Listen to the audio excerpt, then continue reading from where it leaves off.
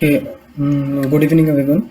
This is Trilok Kumar Shukla, and I'm going to teach you science for all the government examinations. And in science में सबसे पहले physics और physics में सबसे पहले हम आपको लाइट पढ़ाएंगे. Why light? लाइट ही क्यों? तो इसका बहुत बड़ा रीज़न ये है कि लाइट एक ऐसा चैप्टर है जो आपको डिफरेंस बता देगा. डिफरेंस का मतलब आप एकेडमी पीरियड में किस तरह पढ़ाई करते थे और कॉम्पिटिटिव पीरियड में किस तरह पढ़ाई करेंगे, ये दोनों में जो सबसे अच्छा डिफरेंस बताएगा वो लाइट चैप्टर बताएगा. तो यहाँ से हमें आप एक चीज़ और मिल जाएगा कि हमें पढ़ना कैसे बाकी सारे चैप्टर्स. तो डियर, साइंस में ना हमेशा दो ही चीज़ें होती हैं.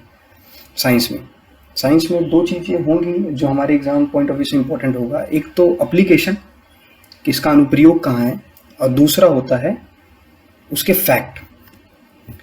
तो हम फैक्ट कवर नहीं करेंगे पहले, एप्लीकेशन. फैक्ट में कुछ बहुत कम चीज़ें होती हैं जो समझानी पड़ती हैं, बस एक सही जगह पे बताना पड़ता है बस उसे. ठीक है ना. तो हमें एप्लीकेशन पढ़ना है, जो समझना है, केवल समझना है. ठीक है ना.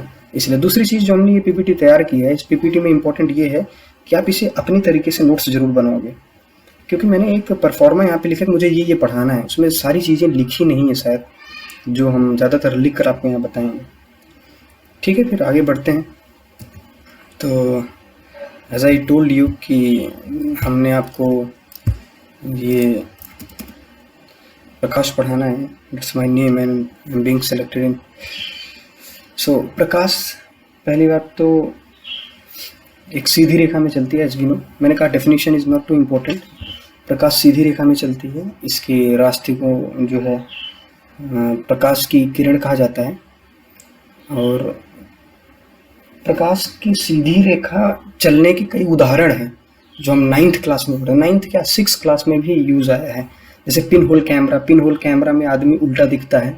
आदमी मीन्स उसकी इमेज उसमें उल्टा दिखती है, क्योंकि प्रकाश सीधी रेखा में चलती है. तो जहाँ पे इंटरसेक्ट करती है उसके बाद जाके पीछे जो है स्क्रीन पर उल्टा बनता है.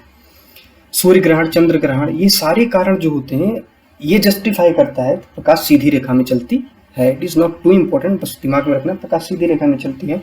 सूर्य ग्रहण क्यों लगता है, उसके कई सारे रीजंस हैं. कई सारे का मतलब हम डायरेक्ट एक लाइन बोल के ऐसे नहीं निकल सकते. प्रकाश सीधी रेखा में चलती है इसलिए सूर्य ग्रहण लगता है. There is a good situation in that case, but exactly प्रकाश सीधी रेखा में चलना ही एक बड़ा रीज़न उसमें आता जरूर है, कि सीधी रेखा में चलने के कारण ही कहीं ना कहीं जो है हमें ऐसे ग्रहण का सामना करना पड़ता है. So it is not a point, just you can read write. ठीक है.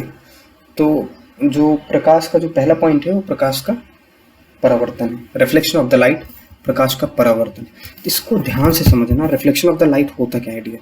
तो रिफ्लेक्शन ऑफ द लाइट जो होता है ये कहता है कि जब कोई प्रकाश की किरण एक माध्यम से दूसरे माध्यम में जाए, या एक माध्यम से, या जब कोई प्रकाश की किरण किसी सतह पे टकराए और सतह से टकराकर वापस उसी माध्यम में चली जाए, तो इस प्रक्रिया को बोलते हैं प्रकाश का परावर्तन. रिफ्लेक्शन, रिफ्लेक्ट हो गया. तो इसमें तीन चीजें हैं. एक तो प्रकाश की किरण जो आ रही है सतह पे टकराई, दूसरी साइड नहीं जाकर उसी साइड वापस भाग गई. तो एक तो आ रही है इंसिडेंट, आगे लिखा मिलेगा क्या है, जिसे बोलते हैं आपतित किरण. और एक जा रही है, इसे बोलेंगे परावर्तित किरण. और एक ये सतह है जो स्मूथ सरफेस है, जो समतल सतह है. तो प्रकाश का परावर्तन क्या होता है? जब कोई प्रकाश की किरणें एक माध्यम से दूसरे माध्यम की ओर जाए तो सतह से टकराकर वापस उसी माध्यम में वापस चली जाए, तो ऐसी प्रक्रिया को हम बोलते हैं प्रकाश का परावर्तन. ठीक है ना. प्रकाश के परावर्तन का बेस्ट एग्जांपल जो पूछा जाए, सबसे अच्छा जो है अच्छा ऑप्शन आता है, जिसमें मैंने एक बार देखा था, चांदी प्रकाश का सबसे अच्छा परावर्तक है. उसमें चांदी बेस्ट था, जो सबसे ज़्यादा रिफ्लेक्ट करता है उस चारों ऑप्शन में. तो चांदी दिमाग में रखना है एग्जाम्पल के तौर पर का. ठीक है. तो अगला जो हमारा है प्रकाश का परावर्तन हो गया. अगला है कि इसमें प्रकाश के परावर्तन में कुछ पॉइंट हैं, जो पॉइंट हमें मिलते हैं. सबसे पहला तो प्रकाश का परावर्तन का नियम अभी नहीं हमें करना है, अभी तो हमें सबसे पहले हमारा ये है. तो प्रकाश की परावर्तन में एक पॉइंट है. पॉइंट ये है कि इसमें कई चीज़ें होती हैं. एक होती है रिफ्लेक्टिव रेज, मैंने बताया यही परावर्तन का कुछ न कुछ फिनोमेना है। एक होता है रिफ्लेक्टिव रेज, मतलब परावर्तित किरण। परावर्तित किरण ये रिफ्लेक्टिव रेज है कि नहीं, परावर्तित होगी ना, अभी बताया। एक अभिलंब होता है, ये बता रहे हैं, आपतन कोण, और एक होता है परावर्तन कोण। एक परावर्तित किरण, एक होता है आपतित किरण। एक क्या होता है, आपतित किरण, इंसिडेंट रेज, ठीक है ना। एक अभी पता चला कि अभी आपको बताया कि होता है अभिलंब। अभिलंब क्या होता है, अभिलंब एक ऐसी काल्पनिक रेखा है जो इस सतह, इस सरफेस के लंबवत खींचा गया है। इस सतह के लंबवत काल्पनिक रेखा खींचा। तो प्रकाश का परावर्तन, लॉ ऑफ रिफ्लेक्शन, परावर्तन का नियम है दरअसल law of reflection. Law of reflection, reflection तो आपको बता दिया गया कि रिफ्लेक्शन का मीनिंग कहीं ना कहीं ये होता है कि कोई भी प्रकाश की किरणें सतह पे पड़ी और वापस उसी माध्यम में चली जाए, इसी को बोलते हैं प्रकाश का परावर्तन। इसी को बोलते हैं प्रकाश का परावर्तन, मतलब रिफ्लेक्शन ऑफ द लाइट। अब इसके नियम है कुछ, और वो नियम हमें जानना है। इस नियम के अनुसार क्या होता है, कहाँ से कैसे बताया जाता है।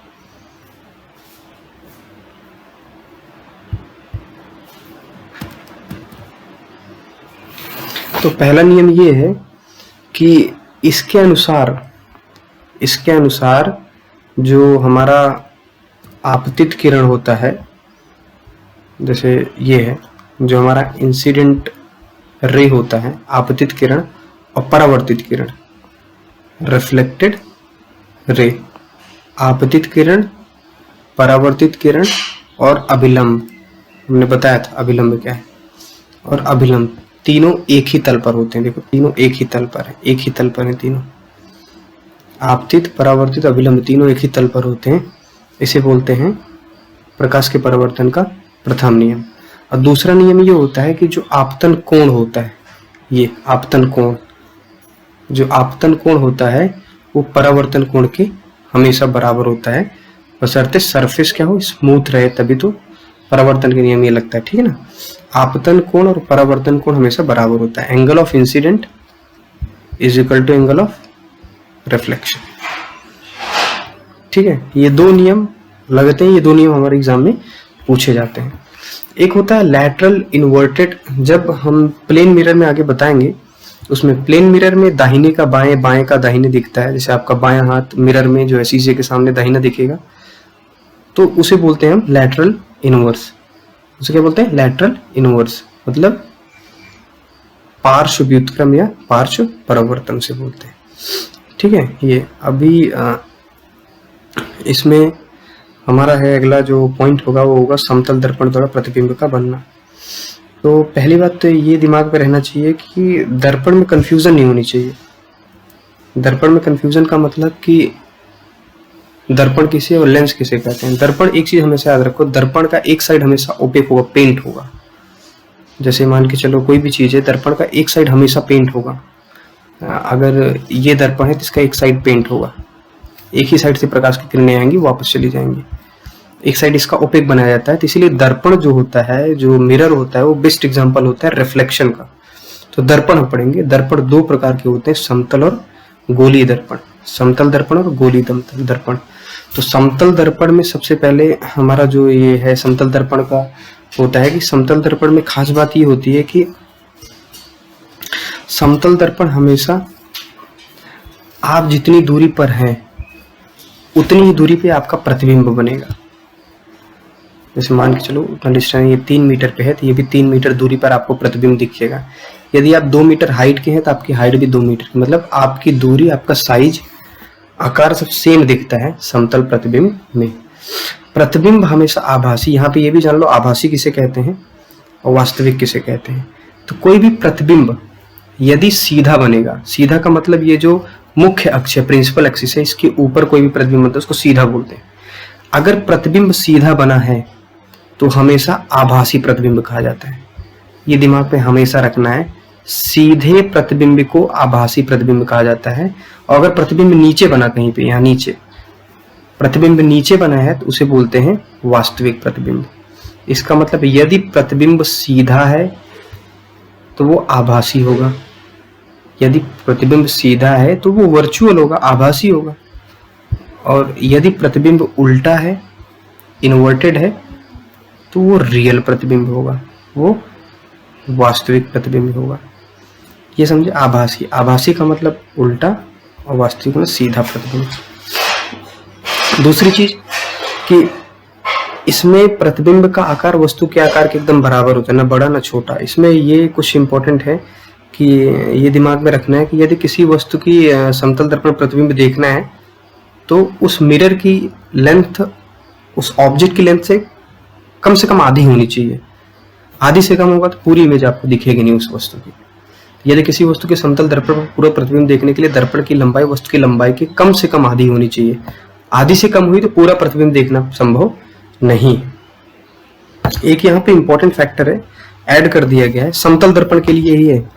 यदि दो समतल दर्पण को किसी कोण पे रखा जाए, दो समतल दर्पण को मान के चलो, इसमें 90 डिग्री का एग्जांपल दिया है, दो समतल दर्पण को 90 डिग्री पे रख दिया गया। एक समतल दर्पण ये है, दूसरा समतल दर्पण ये है। अगर दो समतल दर्पण को 90 डिग्री या टू प्लेन मिरर को जब 90 डिग्री पे हम रखते हैं तो इनके बीच जो अगर कोई वस्तु रख रहे हैं तो इस वस्तु के कितने प्रतिबिंब बनेंगे, ठीक है ना। तो प्रैक्टिकली तो चलो यहाँ हम आपको दिखा के बता भी देंगे कि चलो दो प्रतिबिंब रखने, लेकिन अगर ऐसे 30 डिग्री पे आ गए तो कैसे बताएंगे, तो वो आपको बड़ा पॉसिबल नहीं है ऐसे फाइंड करना कि आप प्रैक्टिकली फाइंड कर लो इमीडिएट। तो हमें ऑब्जेक्टिव क्वेश्चन सॉल्व करना है, दिमाग में रखना है कि समतल दर्पण के लिए प्रतिबिंबों की संख्या होता है, फॉर्मूला होता है 360 बटे थीटा माइनस 1।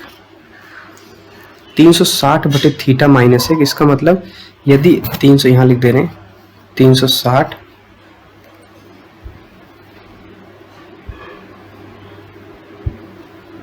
बटे थीटा माइनस 1। अब जैसे दो समतल दर्पण 90 डिग्री पे रखे गए तो 360 बटे 90 माइनस 1, ये 4 आया, 4 माइनस 1 बराबर 3।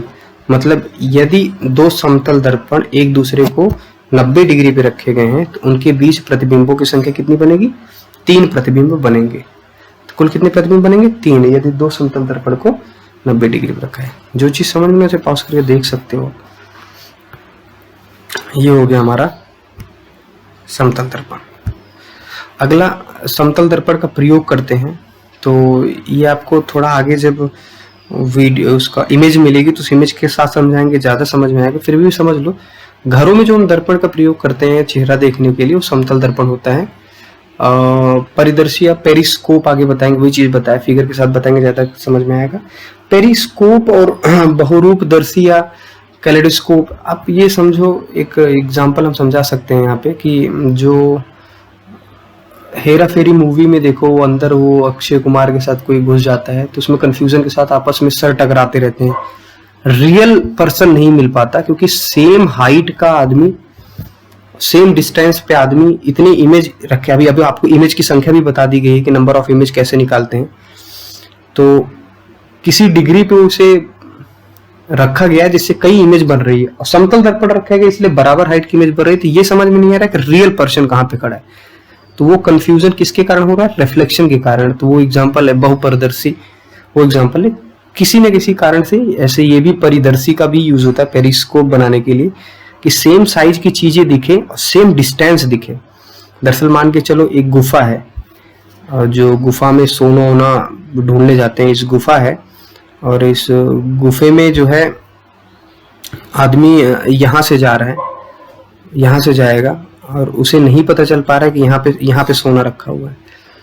अब उसने एक इंस्ट्रूमेंट लगाया, ऐसे यहाँ पे लगा हुआ है उसका मिरर, इंस्ट्रूमेंट लगाया, यहाँ पे मिरर है। तो इसकी इमेज इस पे पड़ी, इसकी इमेज इस पे पड़ी, और ये आदमी यहाँ से देख लिया विदाउट यहाँ जाए। मतलब इसकी इमेज वो देखना चाहता है यहाँ पे, जिससे पता चले। अगर कोई और यहाँ पे आप मिरर लगा दोगे तो हो सकता है ये 5 ग्राम का है तो उसे 50 ग्राम का दिखे, हो सकता है 5 मीटर पे है तो उसे 5 किलोमीटर पे दिखे। तो कहेगा इतना दूर है क्यों जाऊं लेने, तो मतलब एग्जैक्ट नहीं पता चल पाएगा, इसीलिए समतल दर्पण लगाया जाता है यहाँ पे, जिससे इस वस्तु की एग्जैक्ट साइज पता चल जाए, एग्जैक्ट यहाँ से दूरी यहाँ पे पता चल जाए, उसी हिसाब से हम आगे प्लान कर सकें कि हमारे लिए जरूरी है या कैसे लाएं। तो इन सब रिसर्च में जो है सर्चिंग पॉइंट में समतल दर्पण का प्रयोग किया जाता है। समतल दर्पण में 2 या 3 बातें अभी तक याद रखना है कि समतल दर्पण में पहली बात आभासी प्रतिबिंब बनता है, अभी बता दिया कि ऊपर बनता है। और दूसरी बात, प्रतिबिंब आभासी बनेगा तो प्रतिबिंब हमेशा सीधा बनता है। क्या बनता है? प्रतिबिंब सीधा बनता है, साइज सेम होता है, दूरी सेम होती है, बाकी सब चीजें एकदम कॉमन सी। समतल दर्पण याद रखने के लिए दिमाग में बस एक बात रखना, घर में लगा हुआ शीशा, अपने आप सब कुछ क्लियर हो जाएगा। अगला पॉइंट है गोली दर्पण। दर्पण का दूसरा पार्ट गोली दर्पण। तो गोली दर्पण का ऐसा दर्पण जिसके परावर्तक पृष्ठ रिफ्लेक्टिव सरफेस जो होते हैं गोलाकार होते हैं। जैसे रिफ्लेक्टिव सरफेस जहां लाइट पड़कर रिफ्लेक्ट हो जाती है, परावर्तित हो जाती है ना। तो जैसे इस पे लाइट पड़ी और लाइट परावर्तित हो गई, इस पे लाइट पड़ी और लाइट क्या हो गई? परावर्तित हो गई, लाइट परावर्तित हो गई, मतलब लाइट आ रही है लेकिन वापस चली जा रही है। तो इसका मतलब रिफ्लेक्टिव सरफेस ये रिफ्लेक्टिव सरफेस है। तो ऐसे मिरर को, ऐसे दर्पण को हम गोली दर्पण बोलेंगे, क्योंकि ये गोलाकार में, जैसे चाहे ये मान लो 2 ही तरह का हो सकता है, एक तो एक साइड, एक तो एक। अब इसमें 2 तरह का है, एक तो देखो अंदर की तरफ धसा हुआ है जहां लाइट पड़ रही है, और एक जहां पे लाइट पड़ रही है वो उभरा हुआ है ना।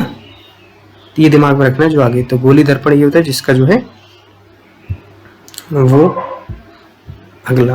अब इसमें गोली दर्पण के 2 प्रकार होते हैं, एक अवतल दर्पण होता है, एक उत्तल दर्पण होता है।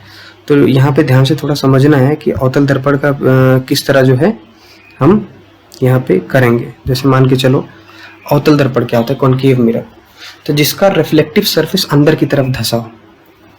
ये रिफ्लेक्टिव सरफेस है, ये अंदर की तरफ धसा है, अंदर की तरफ धसा है ना, ये क्या है? अवतल दर्पण। ये है अवतल दर्पण, ठीक है ना। उत्तल दर्पण ये होता है जिसका रिफ्लेक्टिव सरफेस बाहर की तरफ निकला। ये देखो ये बाहर की तरफ निकला हुआ है, इधर लाइट पड़ रही है, ये क्या है? उत्तल दर्पण। और लाइट इधर पड़ रही है, क्या है? अवतल दर्पण। ठीक है, अभी के लिए बस इतना जानो, बाकी मैं आपको इसका बेस्ट एग्जांपल बता रहा हूँ। देखो ध्यान से समझना, उत्तल दर्पण और अवतल दर्पण को समझने के लिए हमेशा दिमाग में एक चीज रखना है कि उत्तल दर्पण और अवतल दर्पण के लिए बस एक चीज दिमाग में रखना है कि घर में जो हम चम्मच यूज करते हैं, कुछ स्पून होता है, कुछ मान के चलो इस तरह स्पून है, तो वो जो होता है कुछ ऐसे शेप में मान के चलो उसका होता है। 2D में बनाएंगे तो ज्यादा क्लियर होगा। ये स्पून जो होता है वो बेस्ट होता है, हर एंगल से समझा देगा इमेज। जैसे स्पून है, स्पून को सीधा करके आप अपनी तरफ करके देखोगे, जिस तरफ से आप यूज करते हैं उस तरफ करके देखोगे, तो अंदर से आपको किस तरह वो दिखेगा? वो दिखेगा अवतल दर्पण की तरफ। और वो स्पून को उल्टा करके देखोगे तो किस तरह? उल्टा करके मतलब क्या होता है? कुछ इस तरह स्पून को अगर देखोगे, इधर से देख रहे हो, इधर से आप देख रहे हो, तो ये क्या है? उत्तल दर्पण का काम कर रहा है। और स्पून को अगर आप इधर से इसमें देख रहे हो ऐसे करके, तो ये अवतल दर्पण का काम कर। हर चीज में काम ये होता है। जैसे भी बताएंगे, स्पून को ले लो सीधा कर लो, मतलब ये है, ये आपका स्पून है, ठीक है ना। आप इधर से देखो, तो आप स्पून को जब देखोगे, स्पून में अपना चेहरा देखोगे ऐसे, तो स्पून के पास जाओगे तो आपके चेहरे का जो साइज है वो स्पून में बहुत भड़कीला दिखना शुरू हो जाएगा, बड़ा साइज दिखना शुरू हो जाएगा, बहुत भड़कीला स्पून में। और जबकि अगर आप ऐसे करके देखो इधर से, मतलब उत्तल दर्पण में, तो आपकी साइज इसमें छोटी रहेगी। आप चाहे पास जाओ चाहे दूर जाओ, साइज इसमें आपको छोटी ही दिखेगी। ये बेस्ट एग्जांपल होता है फिजिकली, जो हम समझ सकते हैं कि उत्तल दर्पण और अवतल दर्पण एक्चुअली है क्या। बाकी ये जो इमेज की साइज अभी बताया, आपके आगे पढ़ाएंगे भी, आप इसे प्रैक्टिकली घर पे देख सकते हो, ये चीजें सही है। अब दर्पणों में कुछ टर्म्स यूज होते हैं, वो दिमाग में रखना। हम दोनों दर्पण बना दे रहे हैं। ये कौन सा दर्पण है बताओ? ये है उत्तल दर्पण, अवतल दर्पण। और ये कौन सा दर्पण है? ये है उत्तल। तो होता है वक्रता केंद्र। वक्रता केंद्र का मतलब ये जो हमारा रिफ्लेक्टिव सरफेस है, इसका पॉइंट जो मिड पॉइंट होता है, वक्रता केंद्र। डेफिनेशन इतनी इंपॉर्टेंट है नहीं, बस जानते रहो। एक होता है सॉरी, वक्रता केंद्र पोल, उसे क्या बोलते हैं? पोल। मतलब जो रिफ्लेक्टिव सरफेस होता है, इसका जो मध्य बिंदु होता है वो पोल होता है। यहाँ पे भी ये क्या हो गया? पोल, ध्रुव। दूसरी चीज इसमें होता है वक्रता केंद्र। वक्रता केंद्र का मतलब ये जो गोला है, अगर इसे पूरा सर्कल बना दो तो उस सर्कल का जो सेंटर बनेगा उसको बोलेंगे हम वक्रता केंद्र। मतलब इसे पूरा गोला यदि बना दिया जाए, यदि पूरा गोला इसे बना दिया जाए तो इस गोले का जो सेंटर निकलेगा वही उसका क्या है, वक्रता केंद्र। तो वक्रता केंद्र। तीसरा है मुख्य अक्ष। तो जितना दूरी पे यहाँ पे उतनी दूरी पे जो है फोकस अभी जान लो। तो मुख्य अक्ष ये होता है, जो लाइन होती है जो उसको एकदम बीच में से डिवाइड करके जाता है, ये इसके मुख्य अक्ष होता है ये, ठीक है ना। तो इसका मतलब कुल मिला के ये पता है, पहले पोल होता है, पोल के बाद होता है फोकस, और फोकस के बाद होता है वक्रता केंद्र। सेम इधर भी पोल के बाद फोकस, फोकस के बाद वक्रता केंद्र, ये दिमाग में रखना। अब वक्रता केंद्र सेंटर, मतलब वक्रता केंद्र सेंटर के बाद क्या होगा, अनंत होगा। इधर भी सेंटर के बाद क्या होगा, अनंत होगा। ये टर्म्स दिमाग में रखना, आगे ये यूज आने वाला है, फिर से बता दे रहा हूँ, ठीक है। सो हमारा जो अगला पॉइंट होगा वो होगा कि इमेज किस प्रकार बनता है। इसमें अवतल दर्पण में प्रतिबिंबों का बनना, अगर कोई अवतल दर्पण है प्रतिबिंब किस प्रकार बनता है, तो एक बार रफली बता दे रहा हूँ, अगले स्लाइड में आपको बना के भी दिया है। इसमें समझना बहुत जरूरी है कि ये अगली स्लाइड में बना हुआ है, बाकी मैं बना दे रहा हूँ। अवतल दर्पण में किस प्रकार बनता है, मान के चलो अवतल दर्पण ये है,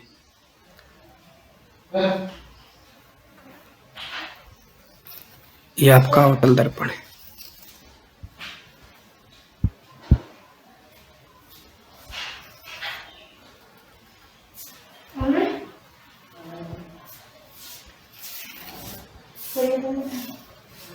ये कुछ अवतल दर्पण है। अब अवतल दर्पण में ये क्या है, पोल है। तो अवतल दर्पण में किस प्रकार इमेज बनता है, तो पोल के बाद क्या होगा, पोल के बाद होगा फोकस, फोकस के बाद क्या होगा, सेंटर, और सेंटर के बाद क्या होगा, अनंत। तो अब देखो वस्तु को यही है अवस्था कि दर्पण में फोकस, सेंटर और अनंत, इसी पॉइंट से हम इसे डिसाइड करेंगे। वस्तु कहाँ कहाँ हो सकता है, तो वस्तु या तो वस्तु अनंत पे हो सकता है। पहले अनंत का मतलब वस्तु यहां भी हो सकता है, वस्तु अनंत और सेंटर के बीच में हो सकता है। सेंटर मतलब वक्रता केंद्र, अभी इंग्लिश टर्म्स यूज करेंगे केवल, बाकी आप समझ गए हो। वस्तु या तो अनंत होगा या तो सेंटर और अनंत के इंफिनिटी के बीच में होगा। तीसरा सेंटर पे भी हो सकता है। चौथा सेंटर और फोकस के बीच में, या फोकस पे या फोकस और पोल के बीच में। इसके अलावा आप कहीं वस्तु नहीं रख सकते। यही 6 कंडीशन है जहां पे आप वस्तु को रख सकते हो। इसके अलावा वस्तु कहीं रख सकते हो तो बताओ, कहीं भी वस्तु रखो इसी अवस्था में मिलेगी कहीं ना कहीं। अब वस्तु कहीं फेंक दो या तो अनंत में मिलेगी, अगर यहाँ पे मिल गया तो सेंटर फोकस। आप कहोगे वस्तु यहाँ रख दो सर, लेकिन हम उसे बोलेंगे फोकस और अनंत के बीच में, तो कोई बात नहीं, फोकस अनंत के बीच में तो सेंटर भी है ना। तो अगर फोकस और अनंत के बीच में बोलोगे तो कहीं भी हो सकता है, यहाँ भी हो सकता है, यहाँ भी हो सकता है, कहीं भी हो सकता है, लेकिन वस्तु इन्हीं 6 कंडीशन के अलावा और कहीं भी नहीं हो सकता। इमेज हमेशा साइज, ये जो आपका ये वस्तु रखी हो, ये सारी वस्तुएं, इसका जो प्रतिबिंब बनेगा वो जैसे 1 2 3 4 5 ऐसे उल्टे अवस्था में फोकस से बनेगा, फोकस से बनेगा। 1 2 3 4 5। अब छठे के लिए जगह नहीं, तो 6 हमने कहां बना दिया, यहां। ये केवल समझने के लिए, इसको ध्यान से समझना। ये फैक्ट नहीं है कि क्योंकि इसमें एरो डायग्राम होता है, यही अंतर बताता है कि आपको कैसे कॉम्पिटिटिव एग्जाम की तैयारी के लिए कैसे पढ़ा जाता है। तो 1 2 3 4 5 और छठा वहां है। मतलब ये है कि यदि वस्तु अनंत पर है तो उसका प्रतिबिंब फोकस पे बनेगा। मतलब ये कि 1 2 3 4 5, फिर 1 2 3 4 सॉरी 5 6, यही 6 है ना। तो 1 2 3 4 5 से 1 2 3 4 5, और छठे के लिए अभी छठा एक्सेप्शन है। यहाँ पे देखोगे ज्यादा से 1 2 3 4 5, छठे के लिए जगह नहीं है, इसलिए हमने वहां पे कर दिया। अब दूसरा यहाँ पे, यदि वस्तु अनंत पे है तो प्रतिबिंब कहाँ बनेगा, फोकस पे। ध्यान समझना, आपसे पूछेगा किसी अवतल दर्पण में वस्तु को अनंत पे रखे प्रतिबिंब कहाँ बनेगा, फोकस पे। फोकस पे बनेगा, प्रतिबिंब का आकार वस्तु से बहुत छोटा होगा, डिमिनिश्ड जिसे बोलते हैं। उल्टा बनेगा सीधा, तो मुख्य अक्ष के नीचे है, उल्टा बनेगा। उल्टा बनेगा तो वास्तविक होगा कि आभासी, तो वास्तविक होगा क्योंकि उल्टा बना है। सारा क्वेश्चन यहाँ से कवर हो जाएगा। यहाँ पे देखो, यदि वस्तु अनंत पे रखा है तो प्रतिबिंब हमेशा फोकस पे बनेगा। अवतल दर्पण में प्रतिबिंब का आकार वस्तु से छोटा होगा, डिमिनिश्ड जिसे बोलते हैं, उल्टा होगा, और उल्टा है तो वास्तविक प्रतिबिंब होगा। अब अगर पूछे किस साइड बनेगा, तो दर्पण के साइड ही बनेगा, उल्टे साइड नहीं, दर्पण के ही साइड में बनेगा, जिस साइड दर्पण है। यदि वस्तु अनंत और सेंटर के बीच में, अनंत और सेंटर के बीच में, तो प्रतिबिंब बनेगा फोकस और सेंटर के बीच में। प्रतिबिंब का आकार अभी भी वस्तु से छोटा होगा, उल्टा होगा और वास्तविक होगा। उल्टा है तो वास्तविक होगा। यदि वस्तु सेंटर पर रखा है, वक्रता केंद्र पर रखा है, सेंटर पर रखा है, तो प्रतिबिंब भी कहां बनेगा? सेंटर पे ही बनेगा। और प्रतिबिंब का आकार वस्तु के आकार के बराबर होगा। यहां बराबर है, प्रतिबिंब का आकार वस्तु के बराबर होगा, उल्टा होगा, वास्तविक होगा। यदि वस्तु सेंटर और फोकस के बीच में रखा गया है तो प्रतिबिंब अनंत और सेंटर के बीच में बनेगा, और यहां प्रतिबिंब का आकार वस्तु से बड़ा बनेगा, और ये सबसे बड़ा बनेगा। यदि वस्तु कहां पे रखी है? फोकस में रखी है, प्रतिबिंब अनंत पे बनेगा और बहुत बड़ा बनेगा। तो यहाँ पे एक चीज ये समझो, आपसे क्वेश्चन अब कैसे भी पूछे, अवतल दर्पण में सबसे बड़ा प्रतिबिंब कब बनता है? जब वस्तु को फोकस पे रखो 5 पे, तभी तो सबसे बड़ा बनेगा। अवतल दर्पण में वस्तु इमेज सबसे छोटी कब बनती है? यहाँ, यही ना। किस अवस्था में अवतल दर्पण में वस्तु का और प्रतिबिंब का आकार बराबर होता है? जब वस्तु को सेंटर पे रखो। अरे समझ में आया? तो इस तरह याद करो, इसमें सारे क्वेश्चन आपको कवर हो जाएंगे। ये समझ में आया चीजें? इसे थोड़ा स्टॉप करके फिर से समझना कोशिश करना। आप कोई भी क्वेश्चन यहाँ से करोगे प्रतिबिंब से रिलेटेड, आपका सारा क्वेश्चन यहाँ से कवर होगा। दूसरी चीज ये, छठे के लिए, यदि वस्तु को फोकस और पोल के बीच में रखो, यही तो है ना, तो प्रतिबिंब हमेशा जो है कहाँ बनेगा? दर्पण के दूसरे साइड। अपनी लैंग्वेज समझने के लिए यहाँ जगह नहीं बची थी, इधर बना है, जबकि प्रैक्टिकली यही सही है कि वो दर्पण के दूसरे साइड बनता है। और दूसरे साइड कहाँ बनता है? ऊपर बनता है, मुख अक्ष के। मुख अक्ष के ऊपर बनेगा तो क्या बनेगा? सीधा। और सीधा बनेगा तो केवल कैसा बनेगा? आभासी प्रतिबिंब, आभासी बनेगा ना, वर्चुअल इमेज। इसका मतलब यहां से क्वेश्चन पूछा जाता है कि अवतल दर्पण में किस अवस्था में वस्तु का प्रतिबिंब आभासी बनता है? जब वस्तु को फोकस और पोल के बीच में रखो, बस एक ही अवस्था है। यहाँ आभासी बनेगा, सीधा बनेगा और दर्पण के दूसरे साइड बनेगा। आप देख लो, 1 2 3 4 5, छठे के लिए जगह नहीं थी, इसलिए हमने ऐसे इधर रख दिया, ऐसा समझने के लिए। तो बार समझो, क्लियर हो जाएगा। कोई डाउट है? यहाँ पे एक चीज और समझना, थोड़ा एरो डायग्राम भी समझ में आना चाहिए आपको। एरो डायग्राम ये है कि अगर कोई अवतल दर्पण है, एरो डायग्राम ये होता है कि इस पे कोई भी पॉइंट पड़ता है, कोई भी लाइट पड़ती है, यदि इस पे लाइट पड़ेगा तो सतह पे टकराकर उसी माध्यम में ऐसे वापस आ जाएगा, उसी माध्यम में वापस आ जाता है। तो ये बताओ, यहाँ पे लाइट का फैलाव हो रहा है कि लाइट सिकुड़ रही है पड़ने के बाद? लाइट एक जगह देखो इकट्ठा हो रही है सारी, कहीं ना कहीं एक साइड इकट्ठा हो रही है ना। तो इस प्रक्रिया को बोलते हैं अभिसारी, कन्वर्जेंट ऑफ द लाइट, अभिसारी। ये कहीं लिखा नहीं है, लेकिन इससे एग्जाम में क्वेश्चन अभी आगे कैसे बनेगा। तो ये कौन सा नेचर रखता है? कन्वर्जेंट।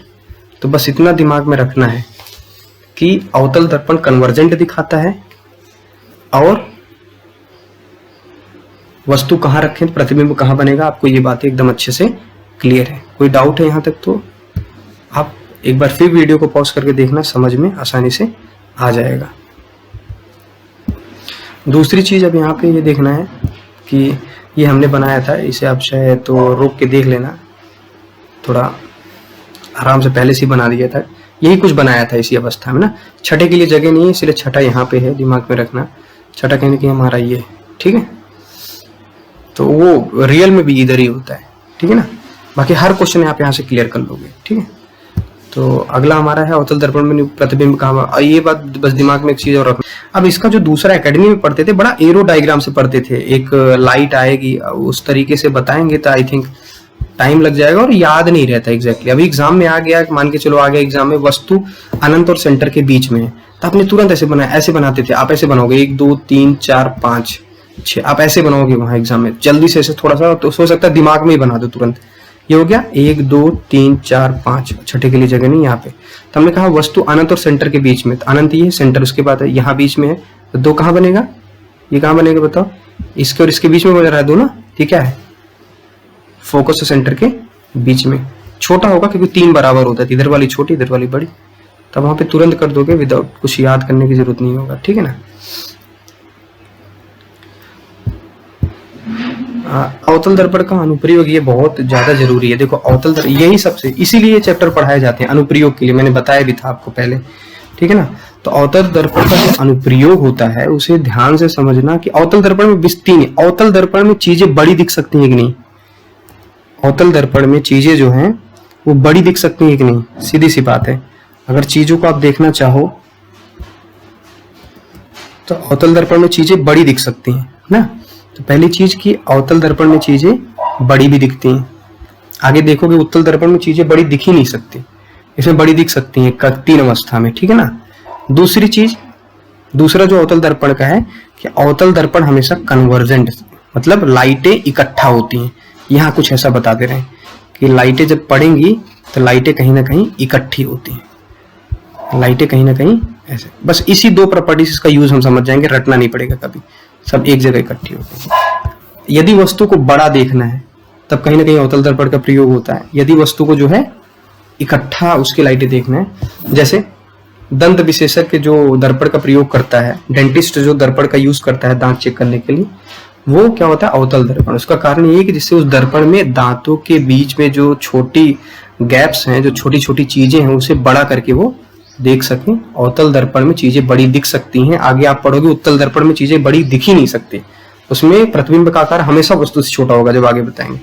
तो अब डेंटिस्ट जो दांतों को चेक करने के लिए जो दर्पण यूज करेगा तो उसमें कौन सा दर्पण लगाएगा? वो ऑफकोर्स अवतल लगाएगा, क्योंकि उसमें बड़ा करके देखेगा कितने बड़े, मतलब उसमें क्या प्रॉब्लम है दांतों के बीच में, वो बड़ा करके देखना चाहेगा ना उसे, इसलिए अवतल दर्पण का। सेविंग दर्पण, कारण वही बड़ा करके देख। एक चीज और, सेविंग दर्पण में कंफ्यूजन होता है कि नहीं सेविंग दर्पण क्यों? सेविंग दर्पण तो हम तो घर पे प्लेन मिरर से ही सेव कर देते हैं, तो आप कर लेते हो, हम तो सेल्फी ऑन करके कर लें, वो दूसरी बात है ना। समझ रहे नहीं ये चीज? इसका मतलब ये हो गया कि आप एडजस्ट कर रहे हो चीजों को, मैनेज कर रहे हो चीजों को, या बिना देखे भी कर दो, वो आपकी क्वालिटी है। बट जो सेविंग मिरर जो बना हुआ है वो अवतल दर्पण से बना है, जिससे चेहरा भड़कीला बड़ा उसमें दिखे और आपको आसानी से आपके द्वारा दाढ़ी शेविंग किया जा सके, ठीक है ना। सौर भट्टियों का ये इंपॉर्टेंट है, ये बड़ी वाले का कारण नहीं है। सौर भट्टियों में सूर्य का प्रकाश का, जो सौर भट्टी होता है, मान के चलो सोलर पैनल ऐसे है, ठीक है ना। इसमें अवतल दर्पण किस प्रकार हुआ? प्रकाश की किरणें सीधी रेखा में आती हैं, ऐसे आई, ऐसे आ गई, ठीक है ना। अब यहाँ पे इंडक्शन लगा दिया उन्होंने, ठीक है ना। तो हमने बताया था कि अगर यहाँ पे अवतल दर्पण होगा तो अवतल दर्पण क्या करता है? चीजों को कन्वर्जेंट, ये बताया था ना, कन्वर्जेंट भी करता है, बड़ा और कन्वर्जेंट। एक तो प्रतिबिंब बड़ा भी बनाता है और कन्वर्जेंट, मतलब तो प्रकाश की किरणें जब पड़ेगी सोलर पैनल पे यहाँ पे, तो वो चीजें रिफ्लेक्ट जब होगी तो यहाँ पे अवतल दर्पण होगा तो कन्वर्जेंट अभिसारी होगा। अभिसारी का मतलब वो एक जगह जाके इकट्ठा होंगी। अगर एक जगह प्रकाश की किरणें इकट्ठा होंगी तो एक जगह उसकी एनर्जी स्टोर होगी और वहां पे एनर्जी पे वो चीजें हम उसका यूज कर पाते हैं। सौर भट्टियों में अगर और दर्पण लगा दो तो एक जगह इकट्ठा ना होकर फैलेंगे, जैसे उत्तल दर्पण में फैलेंगी। तो अगर उत्तल दर्पण में जैसे ऐसे पड़ रहा है तो फैल जाती है लाइट, ऐसे पड़ गया फैल गया। अब फैल गया तो हम कहाँ पे कुकर, मतलब कहाँ पे चीजें एनर्जी इकट्ठा स्टोर हो ही नहीं पाएगी। इसलिए याद रखना सौर भट्टी में जो है अवतल दर्पण लगाया जाता है। इसका कारण ये नहीं कि प्रतिबिंब बड़ा, इसमें प्रतिबिंब नहीं बन रहा है।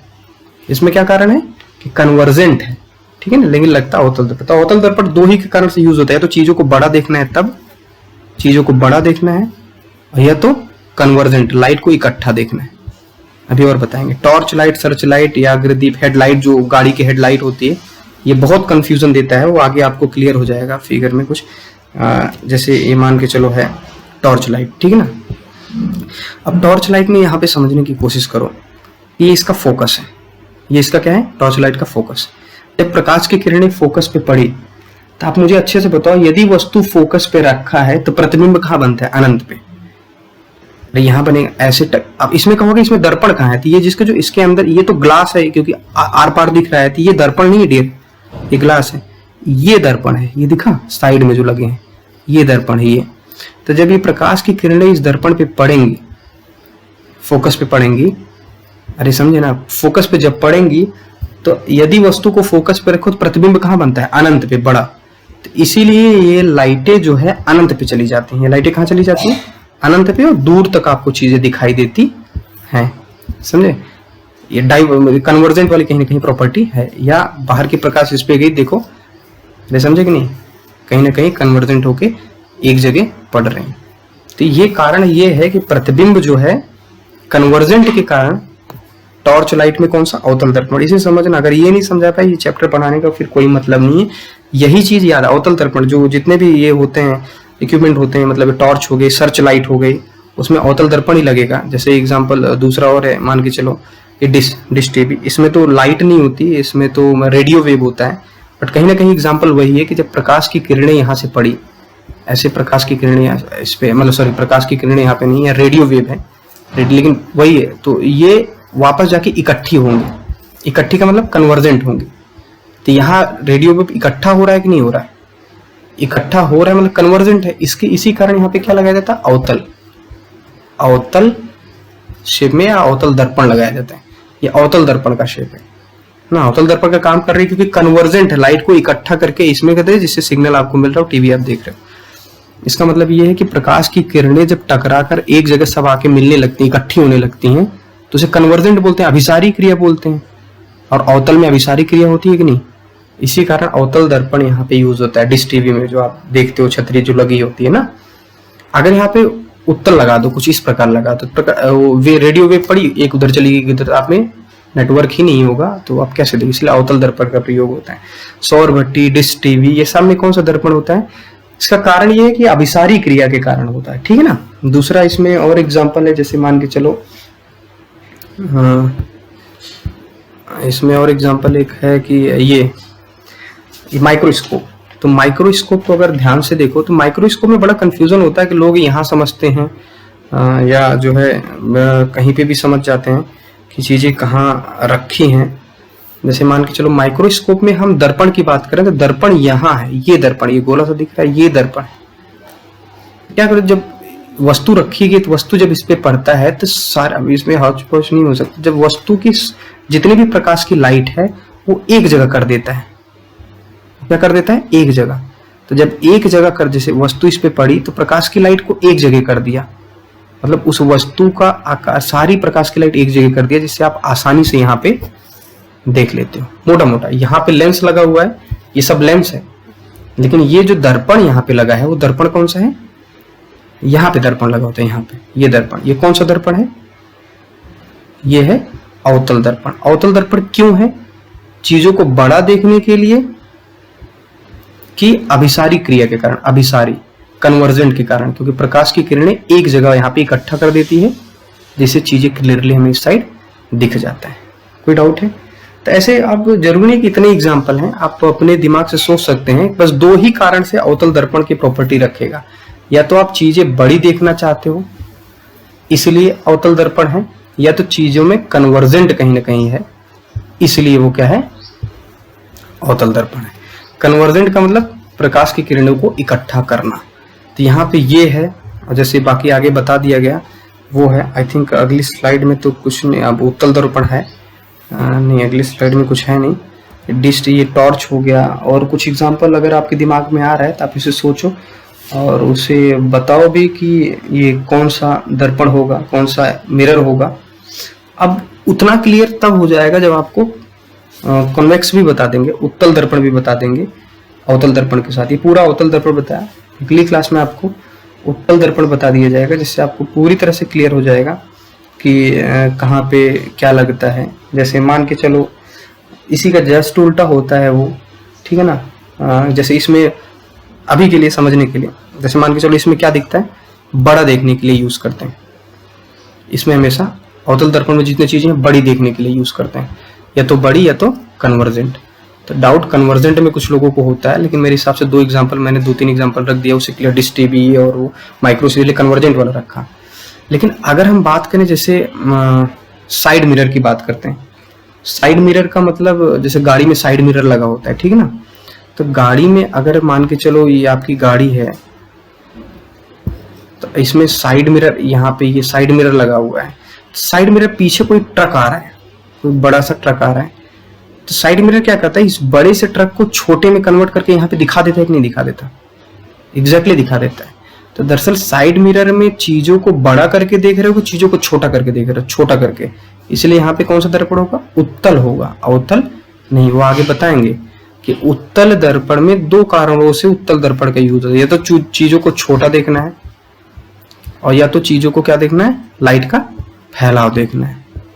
लाइट का फैलाव जैसे स्ट्रीट लाइट जो होती है, जो स्ट्रीट लाइट ऐसे लगी नहीं होती, ऐसे कुछ लगी होती है यहाँ से ना, तो यहाँ पे लाइट का फैलाव होता है, जैसे प्रकाश की किरणें पड़े तो ऐसे फैल जाएं, तो लाइट का जो फैलाव होता है जिससे चारों तरफ वो उजाला दे, इस कारण से उत्तल दर्पण। स्ट्रीट लाइट हो गया, पार्किंग में जो मिरर लगा होता है, या मॉल में जो मिरर, साइड मिरर हो गया, साइड मिरर में छोटा प्रतिबिंब देखने के लिए इसलिए होता है। और दूसरा मान के चलो वो जो गाड़ी के, ये जैसे मान के चलो ये गाड़ी है, ये अगली क्लास में से बताया जाएगा पूरा डिटेल, अंतर समझने के लिए बता दी। यहाँ पे एक, जहाँ ड्राइविंग सीट के सामने एक मिरर होता है, दर्पण होता है, ड्राइवर जिसे देखकर पीछे मतलब पार्क करता है, ये आपको बताए जाएंगे, बट फैक्ट आफ्टर एप्लीकेशन, ठीक है, right. So there is nothing which is being missed here. सो आई होप नेक्स्ट क्लास में हम मिले तो एक बेटर क्लास में तैयार कर सकूं, और actually this is my first digital class, so there are many hindrance for making this classes, और अभी मैं इतना अवेयर हूँ नहीं इसके बारे में। So if there is any problem, manage it, maybe next video you're not going to face any kind of problem. Thank you.